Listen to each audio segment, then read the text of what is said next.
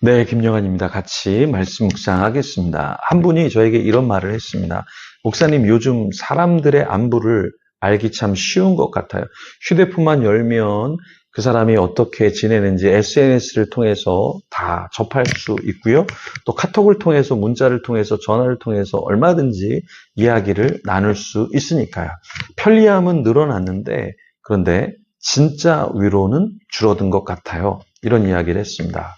우리가 카톡이나 문자, SNS 또 여러 가지 채널로 소통을 하는데 정말 진실한 교제, 소통, 위로는 줄어들고 있다라는 것이죠. 공감이 되었습니다. 단순히 소식을 아는 것이 중요한 것이 아니라 마음 깊이 서로 정말 가슴에 묻어두었던 이야기를 나누면서 위로도 받고 또 격려도 해주는 그런 관계성이 필요하지 않을까요? 오늘 사도 바울은 옥중에서 자신이 교회를 향해서 자신의 그 사정을 알립니다. 근데 왜 알리려고 했을까요? 나 힘들어. 날 위해서 기도해줘. 이것이 아니었죠. 자기가 어려운 것을 사람들이 알아주기를 원했던 것이 아니라 바울은 교회가 온전히 세워지기를 원했죠. 그래서 바울은 두기고라 하는 신실한 일꾼을 보낸다. 그리고 그 일꾼을 통해서 교회가 위로와 격려를 받도록 했던 것이었습니다. 앞에 선 지도자가 되기 위해서는 나 힘드니까 알아봐줘. 나 좀 괴로우니까 나 위로해주고 격려해주고 나 우쭈쭈해줘. 이런 것이 아니죠. 앞에 섰다라는 것은 자신의 고통과 어려움을 사람들이 알아주고 반응하기를 원하는 것이 아니라 더 교회가 교회되고 공동체가 공동체되는 역사가 있기를 원하는 것. 그것이 바로 지도자의 모습이고 태도일 겁니다. 바울은 위로와 사랑이 담긴 메시지를 전하려고 했어요. 왜요? 진정한 교회가 되도록 바울은 옥중에서도 여전히 교회가 온전히 서기를 원해서 이 편지를 썼다라는 것입니다. 그래서 옥중 서신이라고 우리가 부르는 거죠. 바울은 옥중에서, 감옥에서 교회가 자신의 소식을 그냥 정보적인 어떤 내용을 알기를 원했던 것이 아니라 바울을 위해서 기도해주고 무엇보다 더 앞서 이야기한 것처럼 바울이 교회가 온전히 서기를 원하는 그 마음, 그것을 전달하기를 원했다라는 것입니다. 우리가 이 말씀을 보면서 우리는 어떤 삶을 살아야 될지 좀 더 고민하면 좋겠습니다. 에베소서 6장 21절에서 24절의 말씀입니다. 나의 사정 곧 내가 무엇을 하는지 너희로 알게 하려 하여 사랑을 받은 형제요 주 안에서 신실한 일꾼인 두기고가 모든 일을 너희에게 알리리니 우리 사정을 너희로 알게 하고 또 너희 마음을 위로하게 하려 하여 내가 특별히 그를 너희에게 보내오노라. 아버지 하나님과 주 예수 그리스도로부터 평안과 믿음을 겸한 사랑이 형제들에게 있을지어다. 우리 주 예수 그리스도를 변함없이 사랑하는 모든 자에게 은혜가 있을지어다. 바울은 21절과 22절의 개인적인 소식을 전달합니다. 감옥에서 나는 어떻게 지내고 있는지를 개인적인 소식을 전하기는 해요. 그런데 이것은 단순히 나를 위해서 기도해주고 나 힘드니까 나 위로해줘라는 메시지가 아니었죠. 복음 안에서 서로의 삶을 나누고 서로가 위로해주는 관계임을 알려주면서 오히려 감옥 밖에 있는 사람들을 세우려고 이 편지를 하였다라는 것입니다. 23절과 24절에 보면 바울이 마지막 편지에서 어떤 내용을 쓰냐면 축복에 대한 메시지를 쓰고 있다는 거예요. 그러니까 이 메시지를 보면 어떠한 바울의 마음이 들어있냐면 그러니까 나 힘드니까 나를 위로해주고 나 힘드니까 나 우울증에 빠졌으니까 날 좀 알아줘라는 메시지가 아니라 오히려 내가 이 감옥에 있지만 당신들을 축복하기 원합니다. 당신들을 너무나 사랑합니다. 라는 마음을 담고 있다라는 거예요.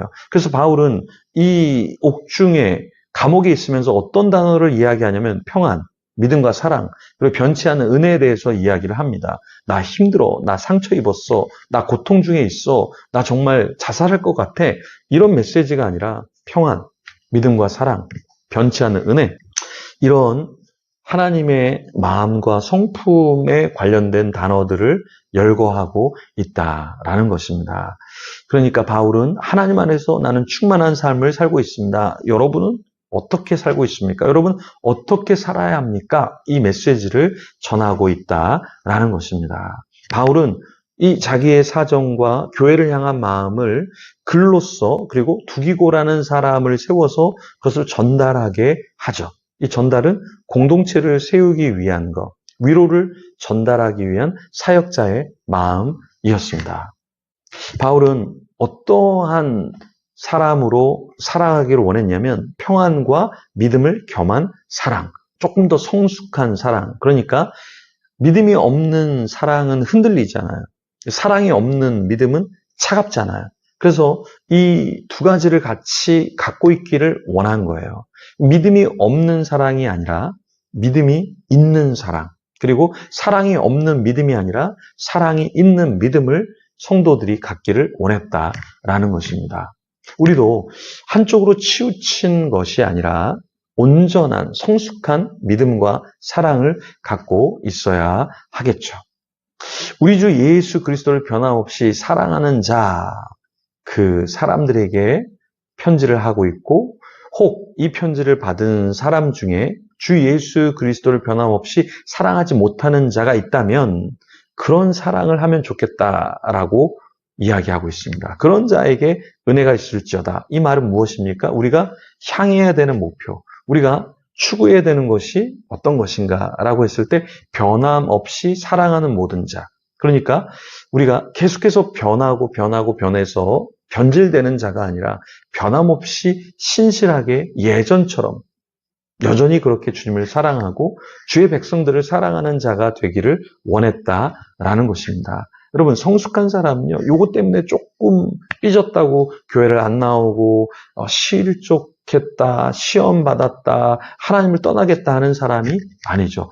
항상 한결같은 사람, 이 사람이 성숙한 사람입니다. 아주 작은 것 때문에 기뻐했다가 아주 작은 것 때문에 우울했다가 이런 사람이 아니라 항상 평안하고 또 믿음의 본이 되어지고 사랑을 머금고 있는, 사랑을 품고 있는 이러한 믿음, 사랑을 갖기를 소망합니다. 자, 기도하겠습니다. 하나님 감사합니다. 바울은 감옥에 있었지만 개인적인 안부만 전하는 것이 아니라 성도들의 안부를 듣기를 원했고 또 성도들이 믿음 안에서 온전한 사랑을 가진 채 살아가기를 원했습니다. 하나님 이 시대에 우리도 믿음의 삶을 살아갑니다. 하나님 믿음만 좋고 사랑이 없는 자가 아니라 하나님을 향한 믿음도 좋고 성도들을 향한 지체들을 향한 사랑도 넘쳐나는 자가 되게 하여 주시옵소서. 아주 작은 것 때문에 기뻐하고 작은 것 때문에 너무 실망하는 자가 아니라 어떠한 것이 우리에게 주어지더라도 평정심을 가지고 하나님 사람들을 대하고 주님께 헌신하는 자가 되게 하여 주시옵소서. 감옥에 있을지라도 우리가 행복한 삶을 살더라도 주님을 잊지 않게 하여 주시고 주의 백성들을 잊지 않게 허락하여 주시옵소서. 나에게 맡겨주신 영혼들을 끝까지 품고 격려하고 위로하는 자 되게 허락하여 주시옵소서. 품는 교회와 또 각 교회마다 하나님의 성품이 넘쳐나고 하나님의 은혜가 넘쳐나게 역사하여 주시옵소서. 바울이 고난 가운데서도 축복을 이야기하고 은혜를 이야기했던 것처럼 우리가 어떤 형편에 있던 간에 좌절하고 낭망하지 아니하게 역사하여 주시옵소서. 주님을 붙잡게 하여 주시옵소서. 감사합니다. 예수님 이름으로 기도합니다. 아멘. 우리 계속해서 기도하며 주님 앞에 나가겠습니다.